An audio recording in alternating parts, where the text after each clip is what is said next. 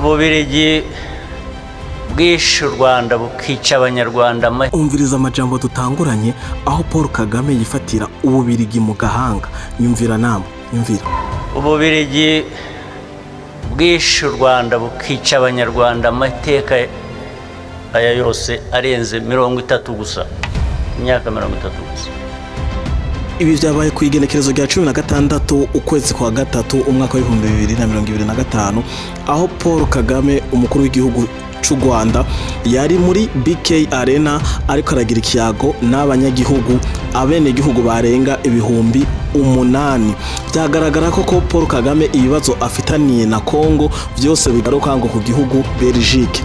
Aha tugiye ku makuru canke kuri histoire y'ububirigi, Burundi, Rwanda, Kongo, byose byari amakoroni y'ububirigi. Kagame ati shavu ku bubirigi ngo nibwo bwagiye kugabura ngo Burundi ngo no Rwanda ngo na Kongo ngo rucaro wagabanya ngo Rwanda ngo byagaragara ko ari runini ngo rwamanyagura ububirigi rwamanyagura ngo rubandika ngo ibihande byinshi by'u Rwanda muri Kongo.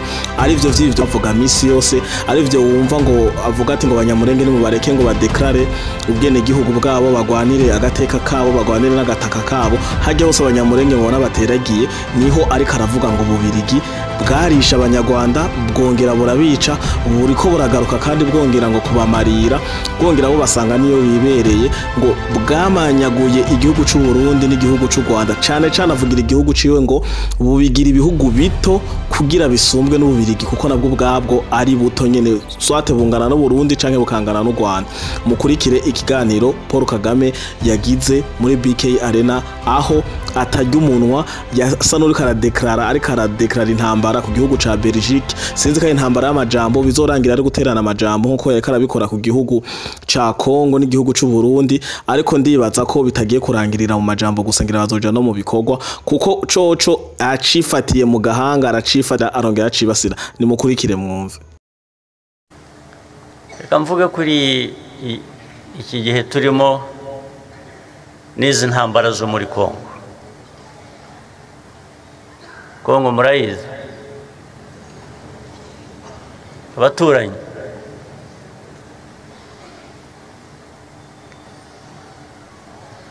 twagize ibyago hamwe, buriya dufite ibyago bimwe ariko bo bahisemo kutabyumva. Ibyago bimwe dufite ni ukuba twarakoronejwe n'agahugu gato nk'u Rwanda, ndetse ako gahugu kagatema u Rwanda kakarucamo ibice kugira ngo rungane nkako.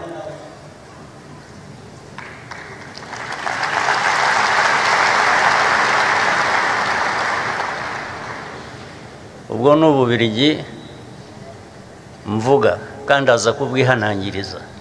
Ndabisubira.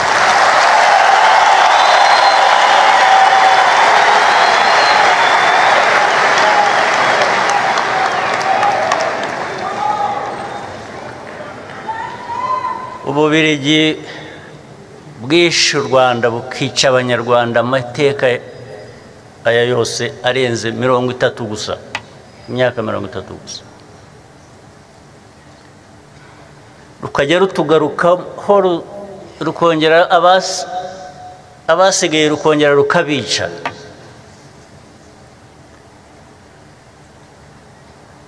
Twarabihanangirije kuva kera, turaza kubihanangiriza n'ubu ngubu.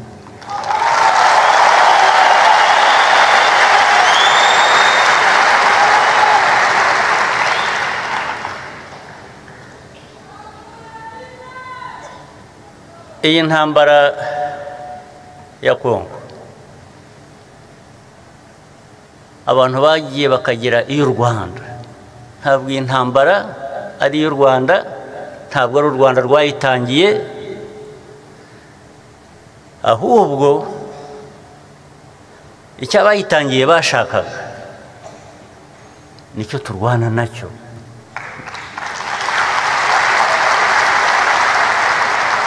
Ni nacyo ndi bubabwire. Intambara ifite inkomoko kuri ayo mateka nari maze kuvuga.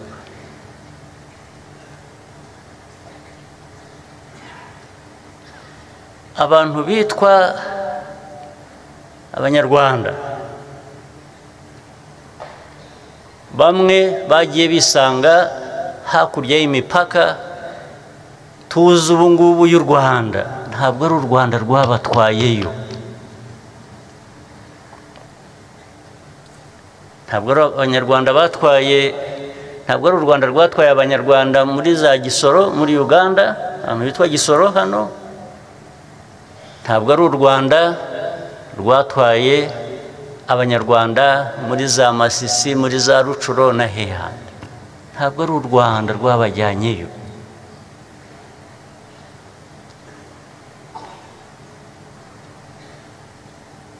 Kugira ngo rero noneho aho bisanze abo muri ibyo bihugu babe babwira abantu ngo nimuhaguruke musubire aho mukwiriye kuba muri mu Rwanda, niba ushaka kubikora birukanane n'ubutaka bwabo bagumyeho.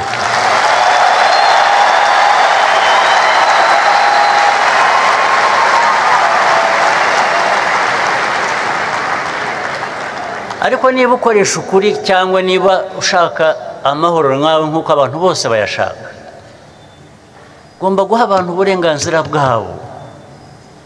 Byanze bikunze iyo utabuhaye abantu, udahaye abantu uburenganzira bwabo baraburwanira, ni wa muriro navugaga.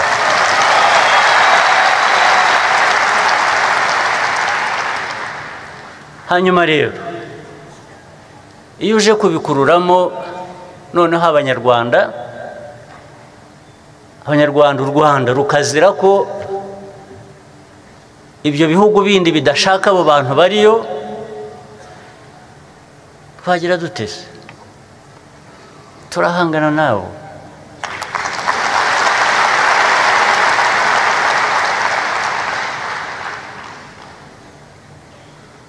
Iyo udafite n'amikoro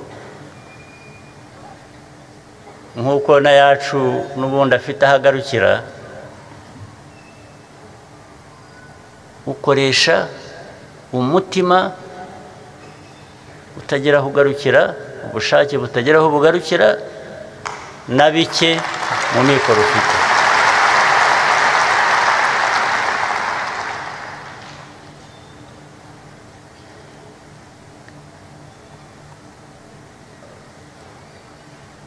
Iyi ntambara y'ejo bundi imaze imyaka ngira ngo irenze 3, ntabwo yavuye mu Rwanda na busa. Ibyo nayo babwiye ntabwo nirwa mbitindaho, sinirwa mbisubiramo. Ariko ziriya ntera hamwe mwumva buri munsi, mubona buri munsi, n'ejo bundi hari izo twahawe n'abarwana mu burasirazuba bwo muri Kongo. Mwarabonye kuri za television, abandi mwarabonye n'amaso yanyu. Abo bantu bishe abantu hano, uwitwa ninde ni Gakwerere,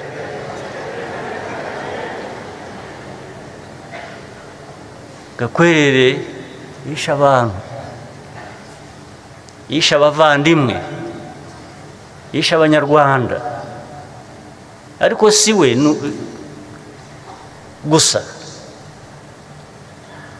nuko ari we wafashwe ejo bundi, abandi baguye ku rugamba.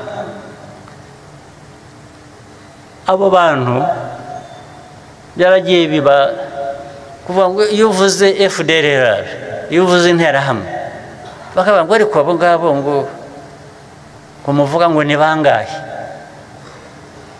Ushaka ko baba bangahe kugira ngo babe ikibazo?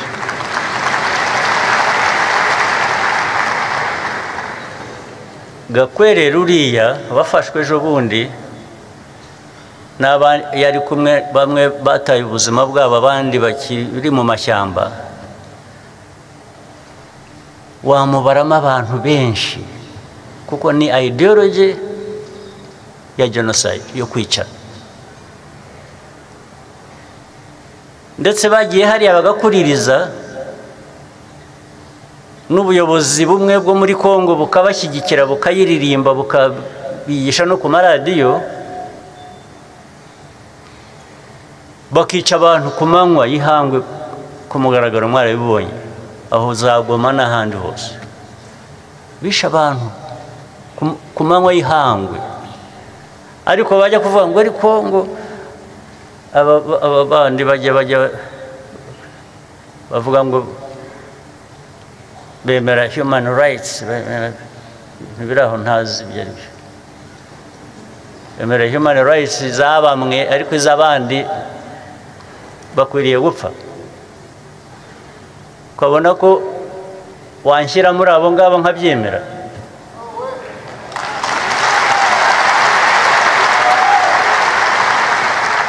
Washyira abantu mu bagomba gupfa bakabyemera bakagutegereza kuza kubica.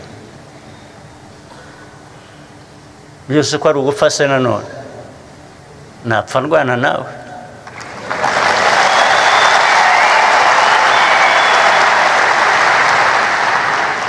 Ntabwo wansanga ndaho gusa ngo ntegereje kuri buza kunyica, ndakwica nanjye.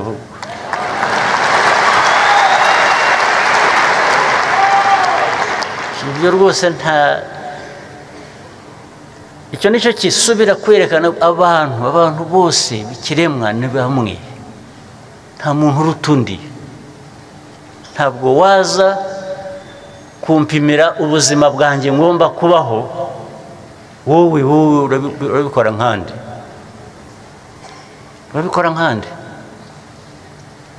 ubwo rero byarangira gutyo. Aba barwana muri Kongo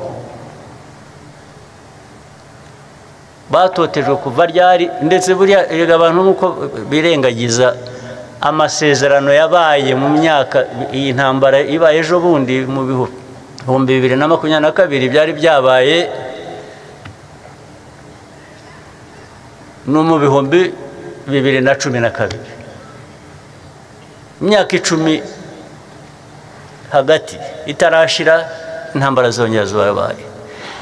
Ariko ari icyo gihe cya 2012 na mbere yaho aba bantu bagiye bumvikana na za leta zari ziriho, bagera kuri byinshi barumvikana, nta na kimwe kigize gishyira mu bikorwa. Ariko ubwo kumvikana ni ukuvuga ko bemeraga ko aba bantu bafite ukuri kwabo bagomba guhabwa. Ariko ejo bundi iraza birivanga bijyamo ya ideology navugaga, bijyamo leta ya Kongo, noneho bijyamo n'abandi banyafurika uko bateye sinkuzi.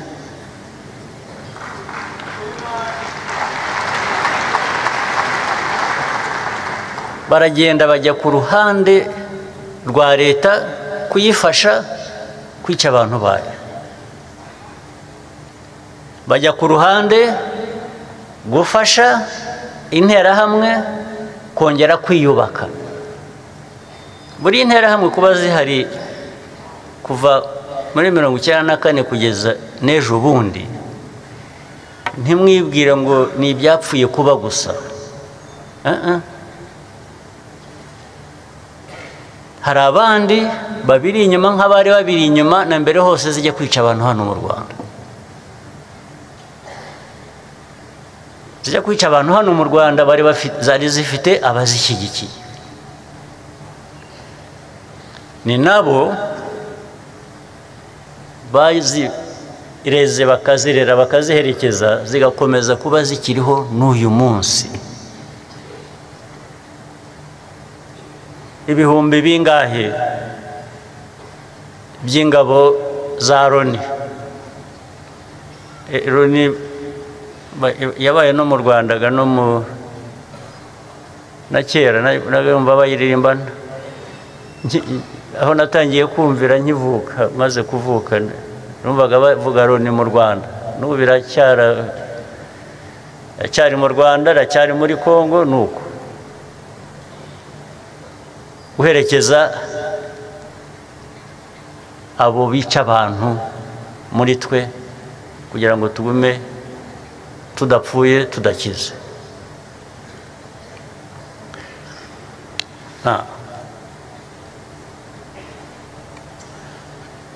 Ikibazo gishyira mu majwi u Rwanda buri teka n'uyu munsi giteye gite?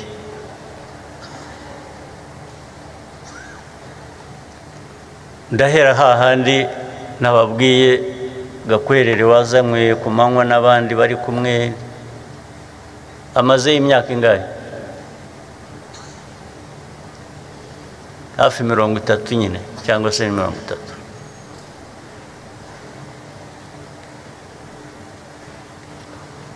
Twe twagumye tubwira isi yose ikibazo cy'izi nterahamwe, inkeke duhoraho, u Rwanda ruhoraho, ngaho turatewe, ngaho ku mupaka, ngaho barambutse, ngaho bajugunye amabombe yisha abantu muri za Kinigi, hehe hose. Abantu bakatubwira ngo ni bake, ni biki. Ibyo ntibihagije. Ni nko kuvuga ngo ibyo muriho mubona muvuga ntibihagije, mukwiye kuba mubona ibirenze ibyo. Nibyo bubakaga ejo bundi rero. Ibyo birenze ibyo nibyo bubakaga ejo bundi, ntabwo byarimo gushyigikira interahamwe gusa no kurwanya abanyekongo babuzwa uburenganzira bwabo, ahubwo byari birimo no gutera u Rwanda, ndetse bikavugwa ku mugaragaro. Perezida wa Kongo akabivuga ku mugaragaro, akavuga ko ashaka gutera u Rwanda, azaruhindura uko ashatse. Akabivuga uyu munsi, hashira igihe akabibara ko batamwumvise, akabisubiramo ejo, akabisubiramo bwa gatatu. Abantu rero ni nko kuvuga ngo ariko se ubundi yabishobora, cyangwa murabyumva mutyo mukumva hari icyo bikwiye kuba bibatwaye. Arabivuga ari interahamwe ariho akoresha yubaka imbunda, hari abaje kumufasha barimo n'abaturutse i Burayi abitwa abamerisoneri. Abamerisoneri nayo mbaherutse kera mu mateka.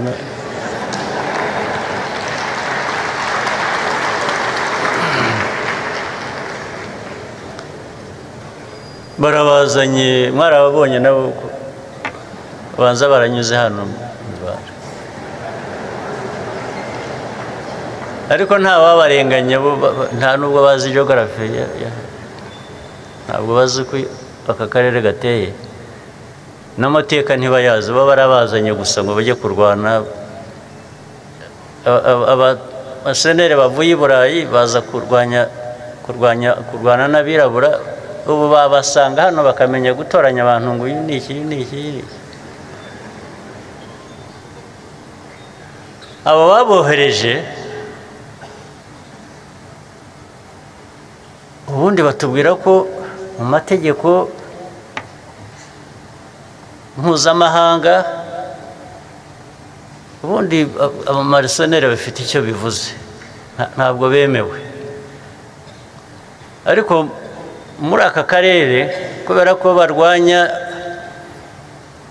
u Rwanda cyangwa bafasha interahamwe, icyo gihe baremewe, niko baje. Ariko na mbere y'intambara no mu ntambara ntabwo tutigeze tubwira abantu ko